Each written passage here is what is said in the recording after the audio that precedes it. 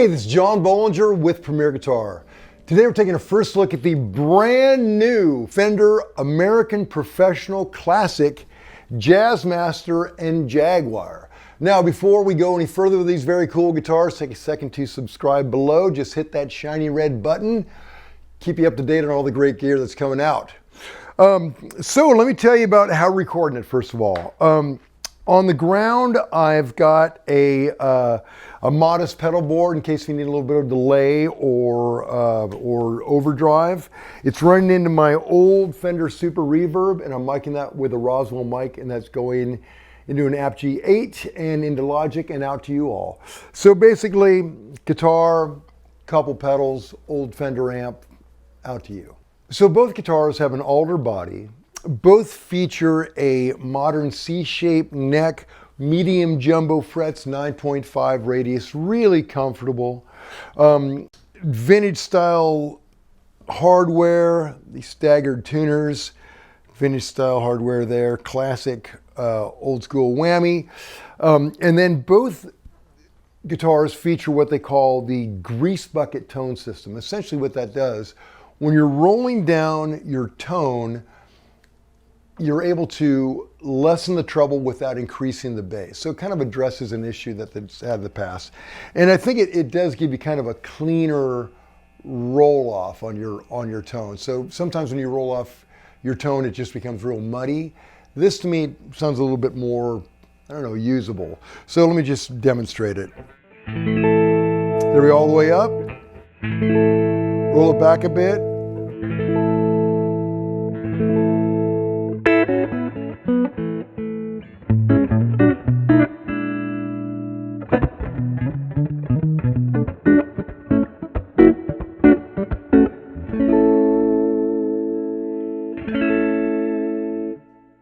So a cool feature.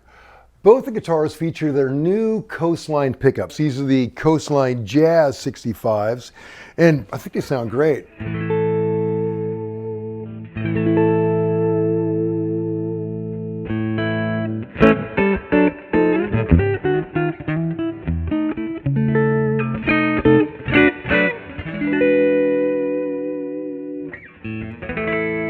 You know, just a really pretty pickup. Roll it down a bit and it's very jazzy.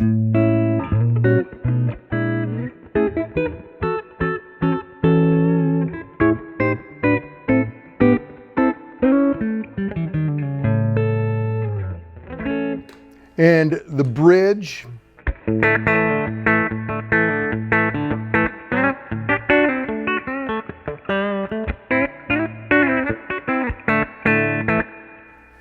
You know, although it is different than the traditional Fender pickups that we're used to, it's still got an undeniable Fender sound to it. It's not a P90, not quite like a Strat or a Tele single coil. Its own thing, but you can tell its DNA is all Fender.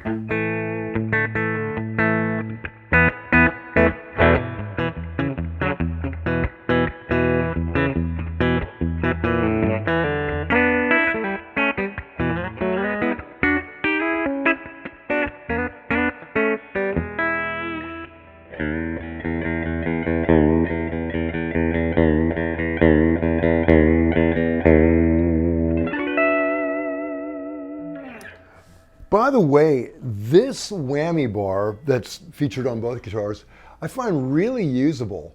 It's totally different than say a Bigsby or a Strat whammy bar, but really has I find it very subtle.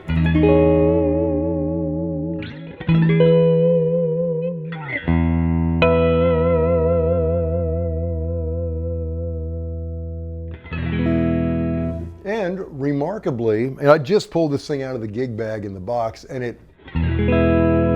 it's hunkered in tune. It's I think very impressive. Whammy bars, you never know, but this one is just hunkering right in. That in-between sound I really like a lot.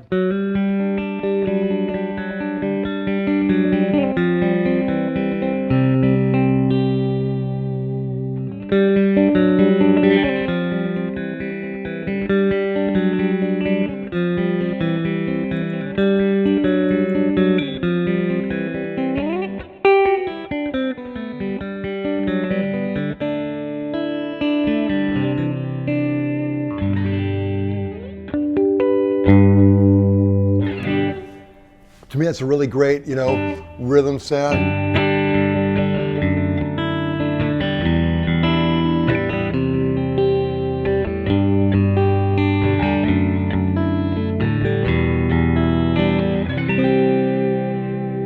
Very pretty, right? Now if we put a little bit of dirt on it, this is an MXR Super Bad. Let's hear what it does with that.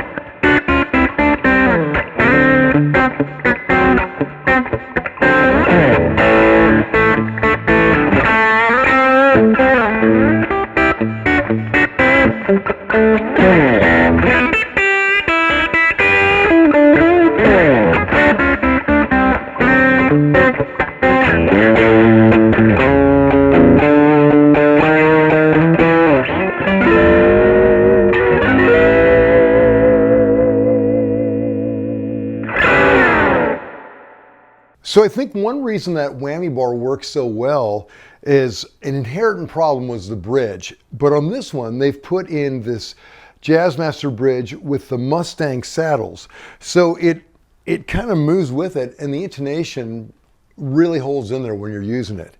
And another huge improvement, they got rid of those rollers up there, which I briefly owned a Jazzmaster years ago in the 80s.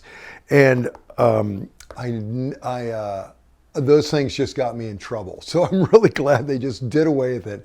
After seeing all these players tape over them and remove them, they thought, let's just not put it in there. So that's a very pragmatic move. I love the way that's turned out. Okay, so let's look at the Jaguar. Okay, so here we are on the Jaguar. And you know, this is a guitar that's been embraced by, it seems like every generation somebody embraces it. Johnny Marr, Kurt Cobain, Elvis Costello. But my favorite of all the people that played one was Joe Pass. And apparently the story is Joe Pass had a drug problem and led to incarceration and halfway houses and things like that. And one time, in a very low point, he was in I think a halfway house, and they had a house guitar, a Jaguar. And he'd sign this guitar out and do gigs and sessions with it. And you can see him playing just the most rockin', amazing jazz on this Jag. And it's so inspiring seeing all these very different players get their own thing out of this guitar. So why don't I just kind of take you through it a little bit. So they kept it pretty traditional. The pickups are this new Coastline version, and they sound great. The bridge, again, features that Mustang rollers, and it works really well.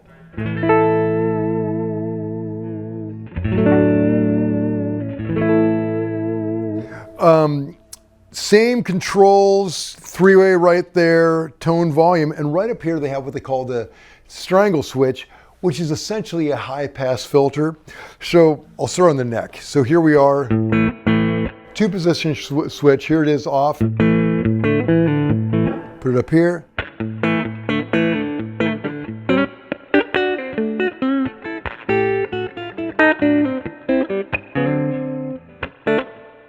And here it is on the bridge.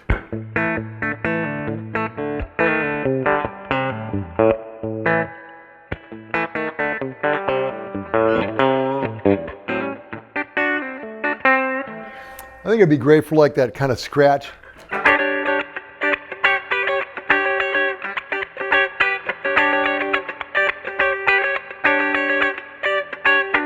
You know, maybe not a tone you want to live there, but it's cool that they have it. So these pickups are great. I love them.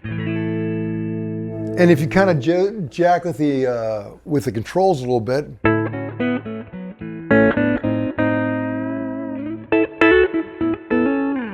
you can see how Joe Pass did, you roll down that tone, you get almost kind of a hollow body-ish.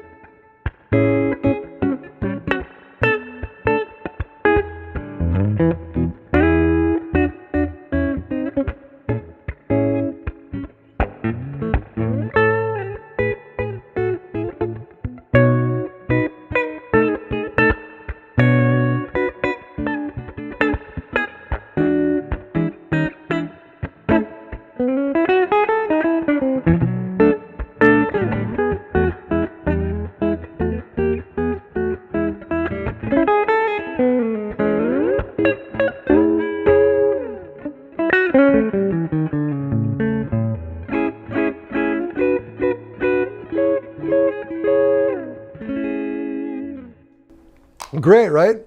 On that bridge.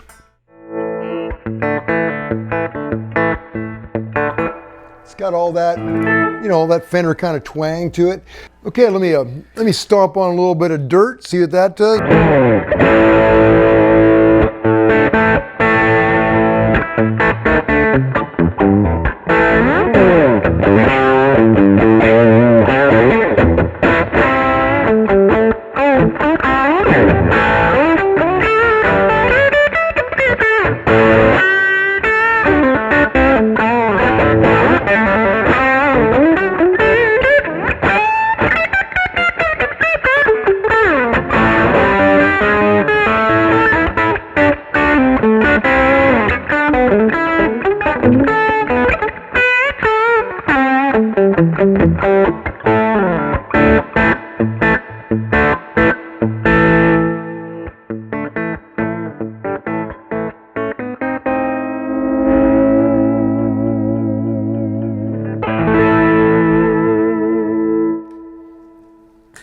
It's just a super fun, inspiring guitar.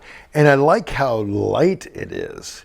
Very light, flashy, it's got all the stuff. So both guitars come with a Rosewood Fingerboard, come in at $15.99 and ship in a gig bag and are ready to gig. So good on you, Fender. I like the fact that you took this guitar that's been around longer than I've been alive, and you've tweaked it, I guess taking notes from different players, and you've turned it into a really very playable guitar. The one I had briefly, the issues of the bridge and things like that, I just could never get past it. But they have fixed all those problems, and they now offer them with all these great classic kind of hot rod colors that I love. So it's a wonderful homage to their history, but with modern improvements that I think all of us will really enjoy. So to read the full written review, go to premierguitar.com or have the magazine sent to your home. While you're online, make sure you subscribe to our YouTube channel, all that jazz, and we'll keep you up to date on all the cool gear that's out there. Let me just play something off here.